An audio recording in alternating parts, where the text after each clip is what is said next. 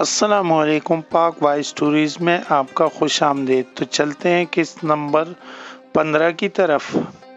وہ ہفتہ-واری تحلیل پر بھی اس سے گھر نہیں جانے دیتی تھی۔ اس کا خیال تھا کہ گھر والوں کے درمیان اب اس سے بالکل فراموش کر دیتا ہے۔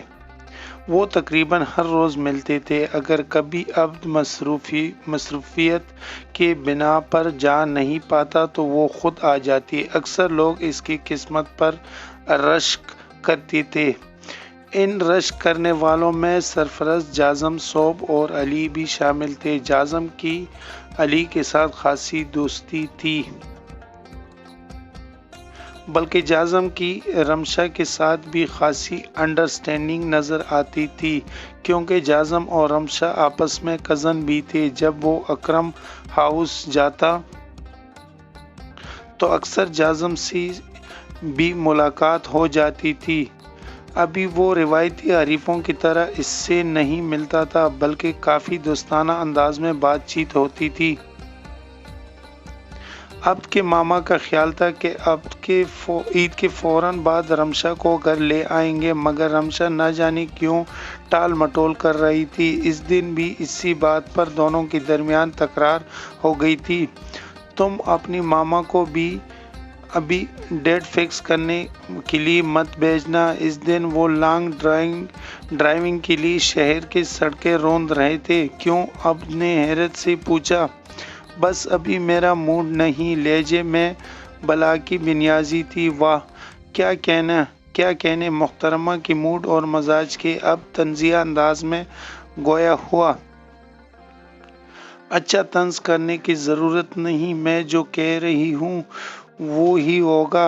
وہ حکیمہ انداز میں انگلی اٹھا کر بولی۔ تم جو کہہ رہی ہو وہ نہیں ہوگا۔ اب جو میں چاہوں گا وہی ہوگا۔ اب بھی اسی کے انداز میں بولا۔ تم زبردستی کرو گے؟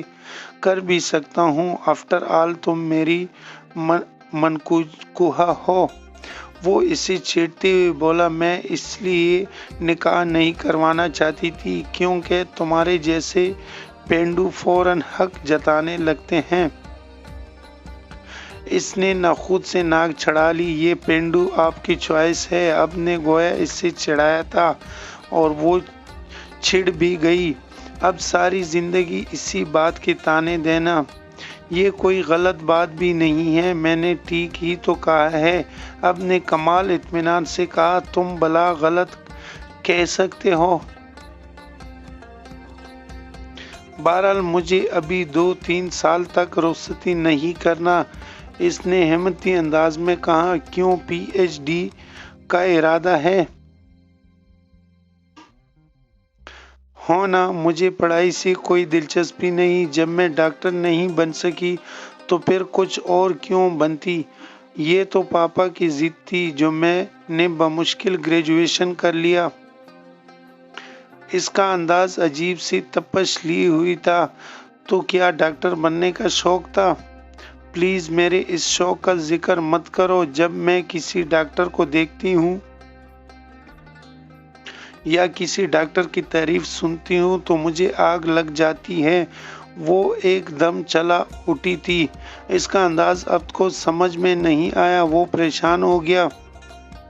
اگر تم کوشش کرتی تو ڈاکٹر بن سکتی تھی۔ پلیز عبد، کچھ اور بات کرو۔ وہ ناگواری سی بولی۔ شادی کے بعد بھی پسند نہیں؟ اسٹیٹس کی بات بھی پسند نہیں؟ تو پھر کون سی بات کی جائے؟ وہ بے بسی سے بولا۔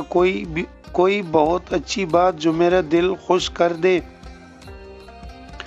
جو میری انا اور سلگتے دل پر پھوارا بن کر برسے، جو میرے غصے کو ٹھنڈا کر دے یا میرے دل میں ہمہ وقت بھڑکنے والی انتقام کو آگ کو بجھا دے۔